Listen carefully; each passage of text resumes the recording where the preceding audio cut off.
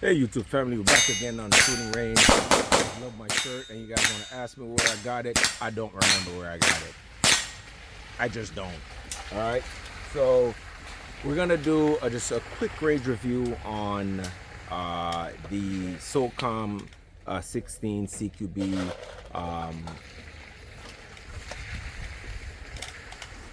from Springfield Armor.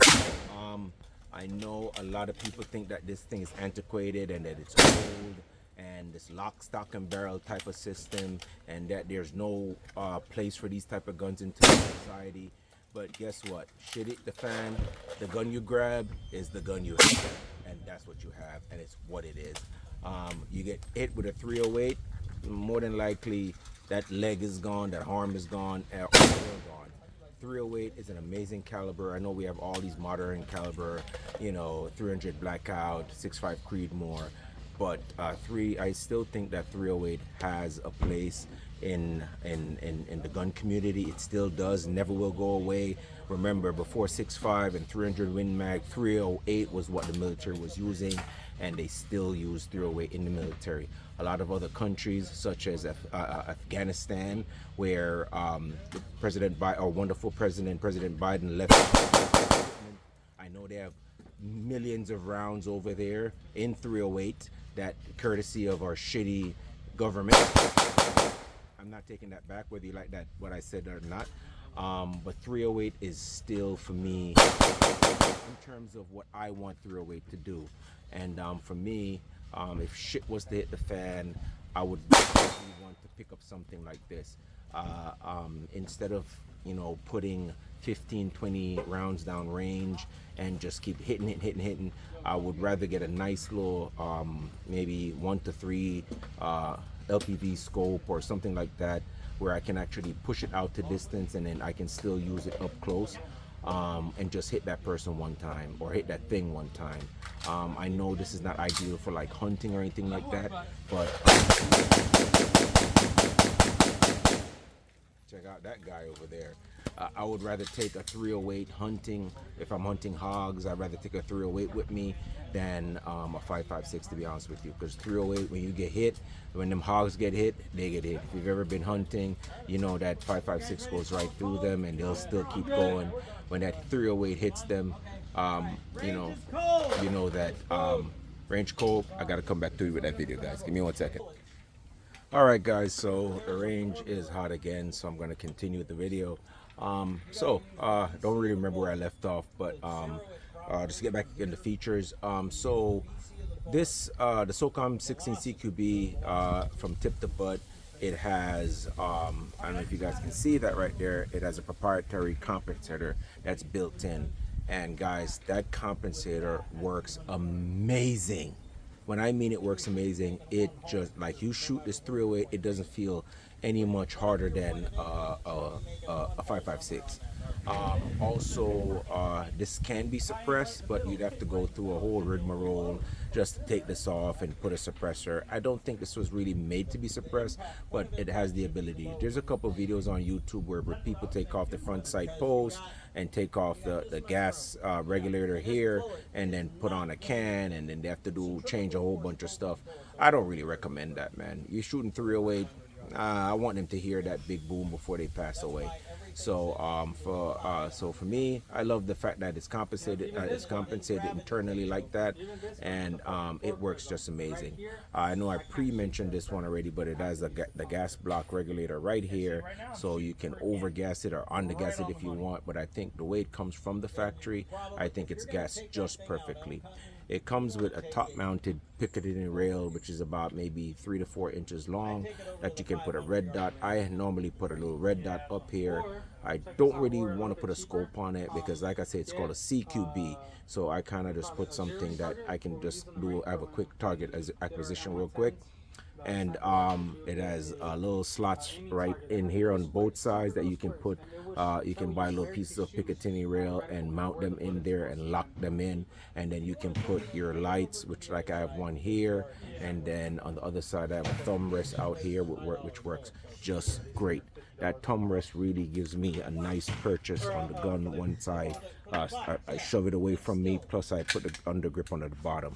I guess I talked about the thumb rest, but as you guys can see under here, the thumb rest is really nice. I put my thumb right there, and I just push this out, and then yank on this, and it makes the gun even flatter shooting than it already is. Like I said, I spoke about the piece of Picatinny rail on top right here that you can put your red dots or scope or LPVOs or whatever the case might be. It has also a piece of another piece of slots on the ear where you can put your foregrips or your angled foregrips or whatever the case might be. It comes with an adjustable peep sight. So you guys want to try. The gun is loaded, by the way. There's nothing in the magazine, so nothing in the chamber, nothing, so I can turn the gun around. Comes with peep sights right there, adjustable for windage and elevation. It has a tritium sight right here in the front. I don't know if you guys can see it. You probably can't, but take my word for it. And that works pretty amazing. The gun itself from the factory came pretty accurate. It comes with the pistol grip's a little weird. It has this little space in between it. I like it just fine. It reminds me of a US Palm AK grip. I think that's what it might be. I'm not quite sure, but it feels very comfortable. Doesn't have much texture in, but the way the angle of it is, it makes it easy to grip. It's a little narrow here and then flares out, makes it feels very nice. It comes with a regular butt stock. This stock reminds me of the old school. This is an Archangel stock, but I don't remember the other stock that I had. And it comes with like a little cheek piece that fits into these little slots right here that allows you to raise your cheek a little bit more when you put up your optics on here. It makes it a lot easier to acquire your sights. Let me find that piece, and I'm gonna put it on it so you guys can see it. All right, so this is the little cheek piece that it comes with that just goes right there. Allows you to raise your eyes so your length of pull can be adjustable when you get that red dot on there. And so when all you do, you just kind of like squeeze it into place, and that's it. And so that's what the gun looks like. It's an 18-inch barrel. All right, and it shoots amazing. From Springfield, the gun comes with I think a 10-round magazine, which is pretty decent. I really don't like it that much because when you put it in here, it's a little bit hard to take out because it's such a small magazine. You don't really get enough purchase on a magazine to kind of rack it and take it out, but it works very well. So what I did, I ended up buying about 8 or 9 more magazines that are a little longer, not super. The build quality is not as super as the one from Springfield Armory, but it's pretty decent. But I like them a lot better because it's easier to take the magazines out of the firearm. All right, so now we get to that portion where we're going to shoot a couple rounds just to show you how flat shooting this thing is, and then we're going to wrap up with our final thoughts. Guys, if you like the video that I'm making, please go ahead, hit like, subscribe, and share on these videos, and I'll be happy to bring you some more. All right, let's get to the shooting portion of this video.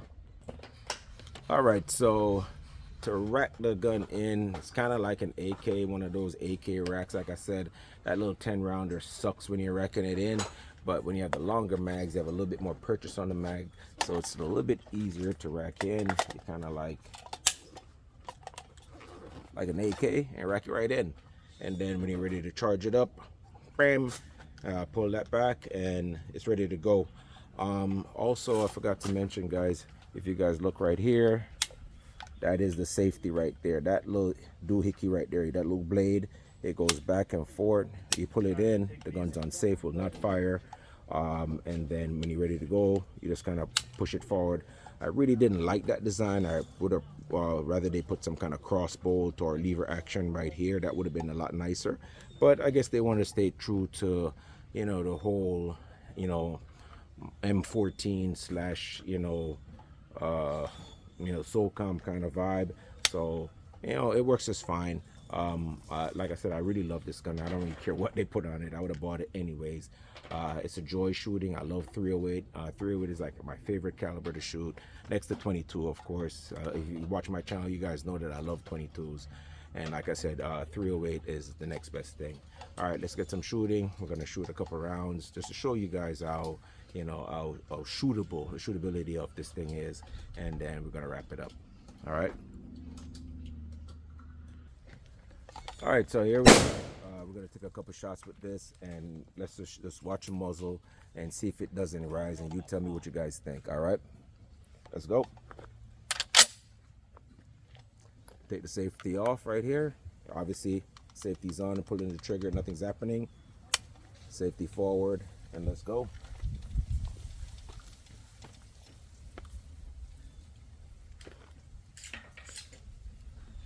All right, so when you're quick tip, when you're shooting iron sights, obviously the cheek riser is on it, so it makes your eye raise a little bit over the cheek because I don't have a red dot on it.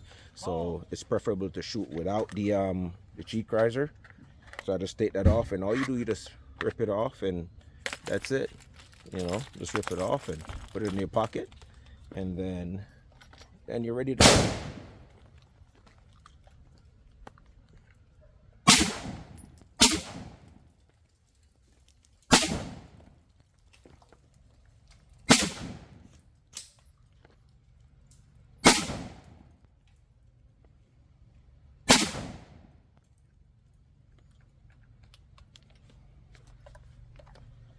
Both are open, so that's a nice feature. One thing I must say, guys, is once you shoot this thing, this rail right here, it starts getting hot real quick. I don't really know why. You guys can call Springfield and find that out, but for me, once you shoot this, if you start shooting 10, 15, 20 rounds like that, it just starts getting hot. So if you have a red dot or a scope on it that can't take the heat, guys, that's going to be a problem. Another feature is it comes here, right here. It has an area for you to replace that with a red dot. I think it's a Vortex Venom that's designed to work with that. I think I'm going to get that Vortex Venom and put that there, and definitely see how that works out, because it's designed for this. So we're just going to get a couple more rounds, take a couple more shots, and then wrap up the video, guys. So we're pretty much out on the range by ourselves. So we have 20. So the magazines, you know, they come like this, square looking magazine. These are aftermarket mags, you know, that I bought. I don't even remember where I bought them from. I think I bought them from Classic Firearms. They were selling them in like a bulk pack, but I'm pretty sure they're not hard to find. At first they were a little sticky, but then once I started shooting more and more rounds, they started getting very nice. It started fitting right into the mag. A lot of these magazines, guys, I don't know if you guys the camera can pick that up, but you see a little metal like shaving off there. A lot of times these magazines just need to take those little burrs off, and once, you know, they start rubbing on the gun, they start fitting, because as you guys can see again right here in the magazine, where it starts fitting into the magazine, like, you know, it starts shaving down, because then the magazine starts fitting right into the gun. But at first they're a little tight, but now a lot of them, they're working just fine. I have no hiccups with these mags. You load them like an AR-15, pretty much put the magazine on top and then slide them in just like that, and that's how you load them. And then, like I said, rack them in, and then you're good to show. Let's take a couple more shots, guys, and with that said, wrap it up.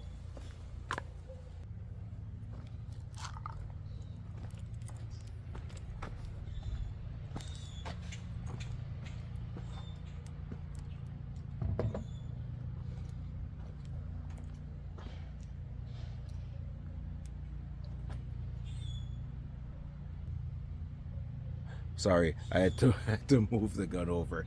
So sorry you guys had to get that part with me. So you guys know the Socom 16 CQB is kind of like the grandchild of the M1 Garand. Then you had the M14. The Socom 16 is the next iteration in the line of firearms that descends from the M1 Garand. The M1 Garand was 30-06, M14. They were 308s, and so is the Socom 16. Just a shorter 16-inch barrel, compensated, more maneuverable. It's not a light firearm by any means. It is a pretty hefty gun, so if you're gonna complain about the weight and all that stuff, then don't get one. But if you don't care about the weight, I'm 210. I'm a pretty muscular guy, so I can't complain about that. I have a 50 round drum. I have about 7 or 8 20 round magazine and one 10 rounder. If shit was to hit the fan, that would probably be my go-to, to be honest with you. I love 308. The recoil is manageable. It's a hard-hitting round. It can go 500-600 yards or a little bit more if you really need it to, depending on the type of scopes you put on it. And besides that, man, it's just an amazing round to shoot. I don't think with the evolution of all the other different rounds that have come forward in the past decade or so, 300 Black, 65 Creedmoor, whatever the hell may you guys know that 308 is not going anywhere, whether you guys believe it or not. Guys, that's the video for today, guys. If you guys like the video, like, subscribe, and share. Mr. Black Mamba 305 signing out. Thanks for watching, guys.